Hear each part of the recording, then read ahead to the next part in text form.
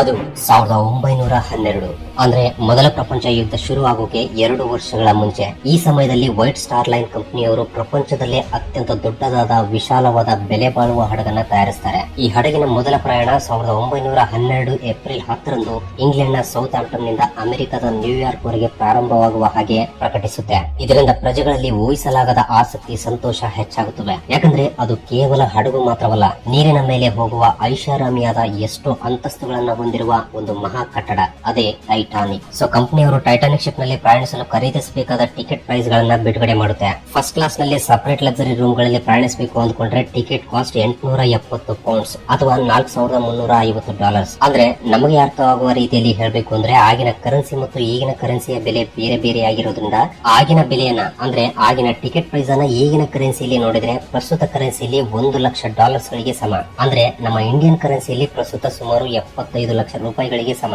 ಅಂದ್ರೆ Titanic ship ನಲ್ಲಿ first class ticket ಬೆಲೆ 75 ಲಕ್ಷ ರೂಪಾಯಿಗಳು. ಒಂದು ವೇಳೆ ಫಸ್ಟ್ ಕ್ಲಾಸ್ ನಲ್ಲಿ ಕ್ಯಾಬಿನ್ ಬರ್ತ್ ನಲ್ಲಿ ಪ್ರಯಾಣ ಮಾಡಬೇಕು ಅಂದ್ಕೊಂಡ್ರೆ ಟಿಕೆಟ್ ಕಾಸ್ಟ್ £30 ಅಥವಾ $150. ಅಂದ್ರೆ ಪ್ರಸ್ತುತ $3500 ಗಳಿಗೆ ಸಮ. ಅಂದ್ರೆ ನಮ್ಮ ಕರೆನ್ಸಿಯಲ್ಲಿ ಪ್ರಸ್ತುತ ಸುಮಾರು $2,75,000 ರೂಪಾಯಿಗಳು. ಇನ್ನು ಸೆಕೆಂಡ್ ಕ್ಲಾಸ್ ಟಿಕೆಟ್ ಬೆಲೆ 12 ಪೌಂಡ್ಗಳು ಅಥವಾ $60. ಅಂದ್ರೆ ಪ್ರಸ್ತುತ $1,300 ಗಳಿಗೆ ಸಮ. ಅಂದ್ರೆ ಪ್ರಸ್ತುತ ನಮ್ಮ ಕರೆನ್ಸಿಯಲ್ಲಿ ನೋಡಿದ್ರೆ ಸುಮಾರು €1 ಲಕ್ಷ.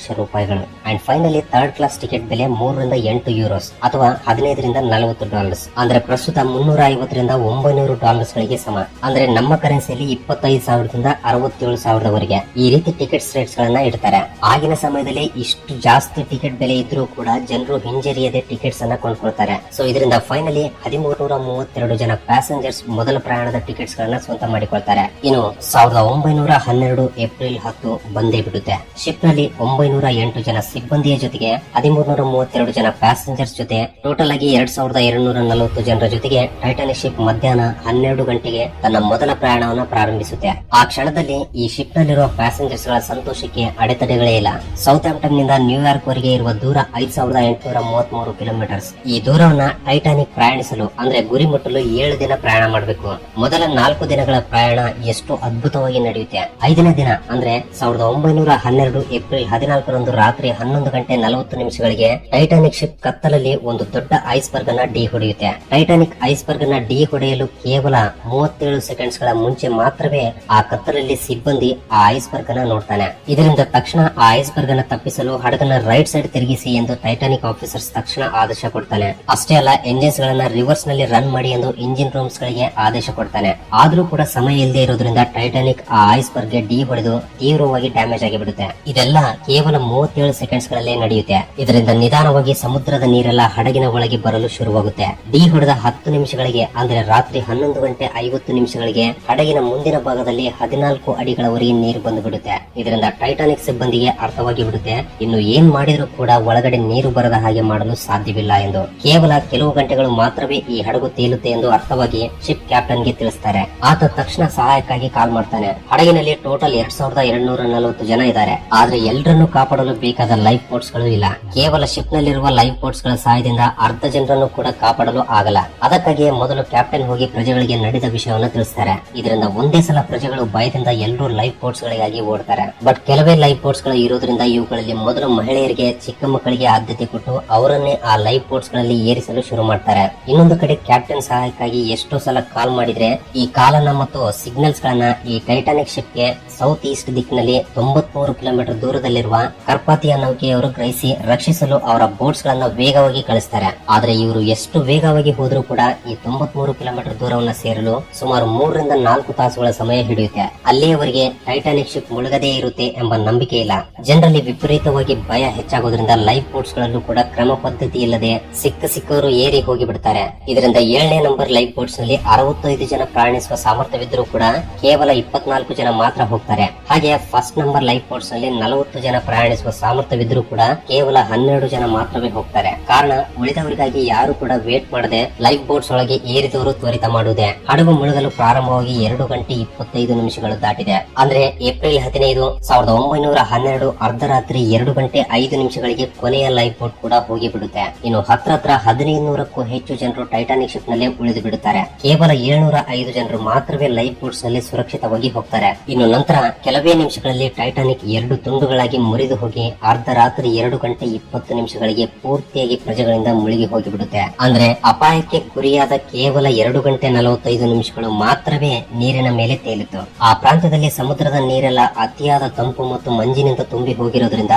ನೀರಿನಲ್ಲಿರುವ ಜನರೆಲ್ಲ ಕೆಲವು ನಿಮಿಷಗಳಲ್ಲಿ ಆ ತಂಪಾದ ನೀರನ್ನ ತಡೆದುಕೊಳ್ಳಲು ಆಗದೆ ನಿಧಾನವಾಗಿ ಬಾಡಿ ಫ್ರೀಸ್ ಆಗಿ ಸತ್ತೋಗ್ತಾರೆ. ಆ ದಿನ ರಾತ್ರಿ 2 ಗಂಟೆ 30 ನಿಮಿಷಗಳಿಗೆ ಸುಮಾರು 1500ಕ್ಕೂ ಹೆಚ್ಚು ಜನ ಈ ನೀರಿನಲ್ಲಿ ಪ್ರಾಣಗಳನ್ನ ಕಳೆದುಕೊಳ್ತಾರೆ. ಹೀಗೆ ಈ ರೀತಿ ಟೈಟಾನಿಕ್ ಘಟನೆ ಎಷ್ಟು ದುಃಖದಿಂದ ಮುಗಿಯುತ್ತೆ. ಈ ಶಿಪ್ ಮುಳುಗಿ ಹೋಗಿರೋದ್ರ ಮೇಲೆ ಎಷ್ಟೋ ಜನ ಎಷ್ಟೋ ರೀತಿಯ ಕಾರಣಗಳನ್ನ ತಿಳಿಸಿದ್ದಾರೆ. ಕೆಲವರು ಟೈಟಾನಿಕ್ ಐಸ್ಬರ್ಗ್ ನ ಡಿ ಹೊಡೆದಿಲ್ಲ, ಆ ಶಿಪ್ ನಲ್ಲಿ ಎಂಜಿನ್ಸ್ ಗಳಲ್ಲಿ ಫೈರ್ ಆಕ್ಸಿಡೆಂಟ್ ಆಗಿರೋದ್ರಿಂದ ಮುಳುಗಿ ಹೋಗಿದೆ ಎಂದು ಹೇಳ್ತಿದ್ದಾರೆ. ಬಟ್ ಯಾವುದು ಅಸಲಿ ನಿಜ ಎಂದು ಕೂಡ ಇಂದಿಗೂ ಯಾರಿಗೂ ಗೊತ್ತಿಲ್ಲ.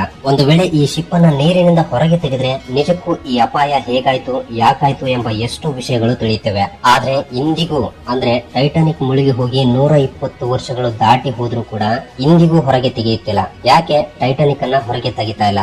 ಇಷ್ಟು ಟೆಕ್ನಾಲಜಿ ಇರುವ ಈ ಕಾಲದಲ್ಲೂ ಕೂಡ ಟೈಟಾನಿಕ್ ಅನ್ನ ಹೊರಗೆ ತೆಗೆಯಬೇಕು ಅಂತ ಯಾಕೆ ಅಂದುಕೊಳ್ತಿಲ್ಲ? ಹಾಗಾದ್ರೆ ಪ್ರಸ್ತುತ ಟೈಟಾನಿಕ್ ಪರಿಸ್ಥಿತಿ ಸಮುದ್ರದ ಕೆಳಭಾಗದಲ್ಲಿ ಹೇಗಿದೆ? ಈ 120 ವರ್ಷಗಳಲ್ಲಿ ಆ ಶಿಪ್ ಹೇಗೆ ತಯಾರಾಗಿದೆ? ಇನ್ನು ಕೆಲವು ವರ್ಷಗಳಲ್ಲಿ ಟೈಟಾನಿಕ್ ಶಿಪ್ ಪೂರ್ತಿಯಾಗಿ ಕಣ್ಮರೆಯಾಗಿ ಬಿಡುತ್ತೆ ಎಂದು ಹೇಳ್ತಿದ್ದಾರೆ. ಇದು ನಿಜಾನ? ಇಂತಹ ಎಷ್ಟೋ ಆಸಕ್ತಿಕರವಾದ ವಿಷಯಗಳನ್ನ ಈಗ ನೋಡೋಣ. ಸೊ ಈ ವಿಡಿಯೋ ನಿಮ್ಗೆ ಇಲ್ಲಿಯವರೆಗೆ ಇನ್ಫಾರ್ಮೇಟಿವ್ ಅನ್ಸಿದ್ರೆ ಈ ವಿಡಿಯೋಗೆ ಒಂದು ಲೈಕ್ ಕೊಟ್ಟು ನಮ್ಮನ್ನ ಸಪೋರ್ಟ್ ಮಾಡಿ. ಹಾಗೆ ಫಸ್ಟ್ ಟೈಮ್ ನೋಡ್ತಾ ಇರೋರು ನಮ್ಮ ಚಾನಲ್ ಅನ್ನ ಸಬ್ಸ್ಕ್ರೈಬ್ ಮಾಡ್ಕೊಂಡು ಬೆಲ್ ಐಕನ್ ಅನ್ನು ಕೂಡ ಆಕ್ಟಿವೇಟ್ ಮಾಡ್ಕೊಳ್ಳಿ. ಸೊ ಲೇಟ್ ಮಾಡದೆ ರಿಮೈನಿಂಗ್ ಟಾಪಿಕ್ ನೋಡೋಣ ಬನ್ನಿ. 1912 ಏಪ್ರಿಲ್ 15ರಂದು ಬೆಳಿಗ್ಗೆ 2 ಗಂಟೆ 30 ನಿಮಿಷಗಳಿಗೆ ಟೈಟಾನಿಕ್ ಪೂರ್ತಿಯಾಗಿ ಮುಳುಗಿ ಹೋಗಿಬಿಡುತ್ತೆ. ಹಾಗೆ 1500 ಜನರು ಕೂಡ ನೀರಿನಲ್ಲಿ ಮುಳುಗಿ ಹೋಗಿ ಪ್ರಾಣಗಳನ್ನ ಕಳೆದುಕೊಂಡಿದ್ದಾರೆ. ಈ ಘಟನೆ ನಡೆದ ಅದೇ ದಿನ ಈ ವಿಷಯ ತಿಳಿದ ನಂತರ ಎಷ್ಟೋ ರಕ್ಷಕ ವೃಂದಗಳು ಈ ಪ್ರಾಂತದ ಕಡೆ ಬರುತ್ತವೆ. ಆದ್ರೆ ಅವ್ರ್ಯಾರಿಗೂ ಕೂಡ ಯಾವುದೇ ರೀತಿಯ ಗುರುತುಗಳು ಕಾಣಿಸಲ್ಲ. ಯಾಕಂದ್ರೆ ಅದು ಅಟ್ಲಾಂಟಿಕ್ ಮಹಾಸಮುದ್ರ ಎಷ್ಟು ವಿಶಾಲವಾದದ್ದು, ಎಂತವುಗಳನ್ನಾದ್ರೂ ತನ್ನ ಗರ್ಭದಲ್ಲಿ ಬಚ್ಚಿಟ್ಟುಕೊಳ್ಳಬಲ್ಲದು. ಸೊ ಎಲ್ಲಿದೆ ಎಂದು ಸಮುದ್ರ ಪೂರ್ತಿ ಹುಡುಕುವುದು ಅಸಾಧ್ಯವಾದ ಕೆಲಸ.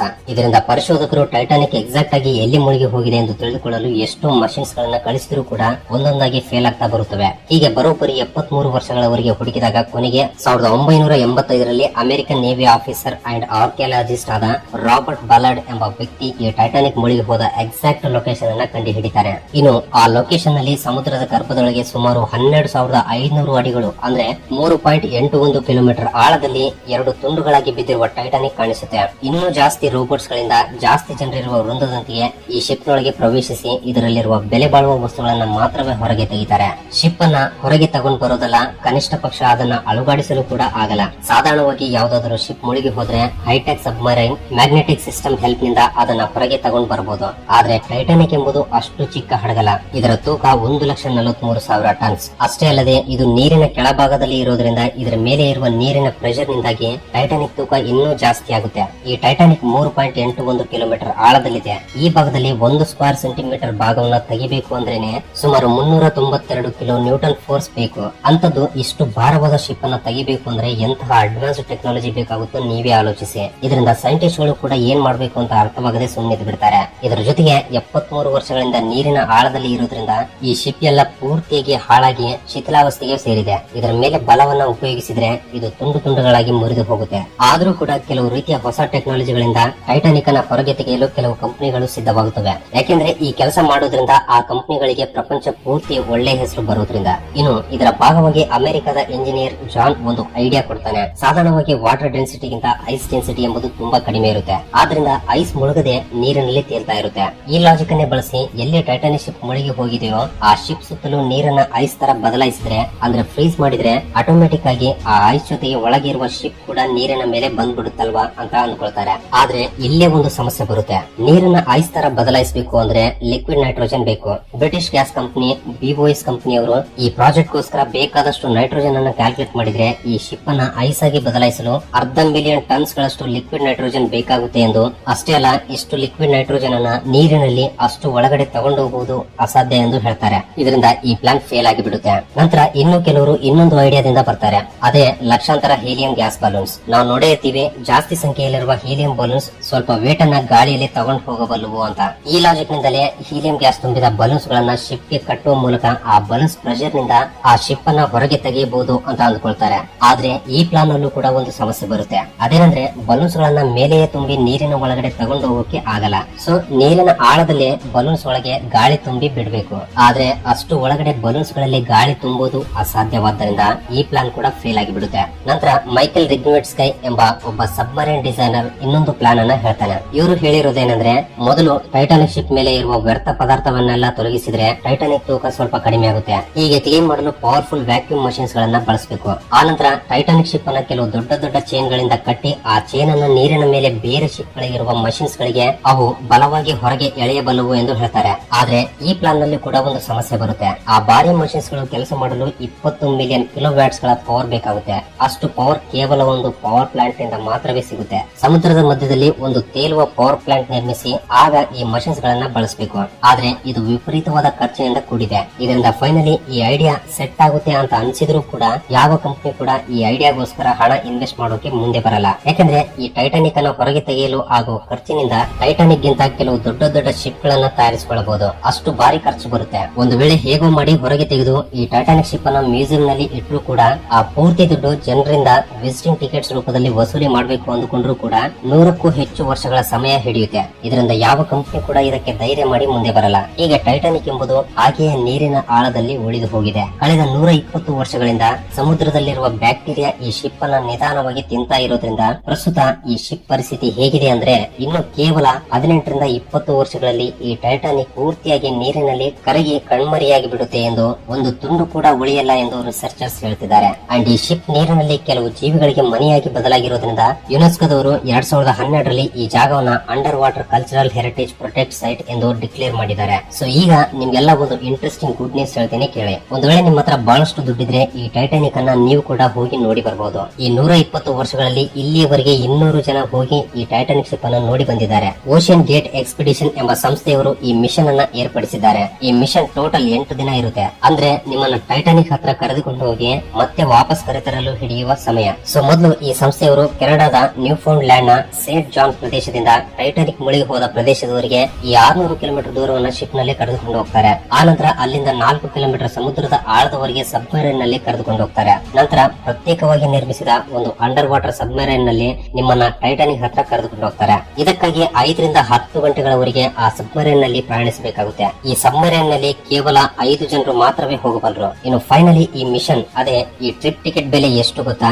ಬರೋಬ್ಬರಿ 1,87,00,000 ರೂಪಾಯಿಗಳು. ಅಷ್ಟು ಖರ್ಚು ಮಾಡಿ ಟೈಟಾನಿಕ್ ಮೇಲೆ ವಿಪರೀತವಾದ ಹುಚ್ಚು ಇದ್ದವರು ಬಿಟ್ರೆ ಮತ್ತೆ ಯಾರು ಹೋಗಲ್ಲ.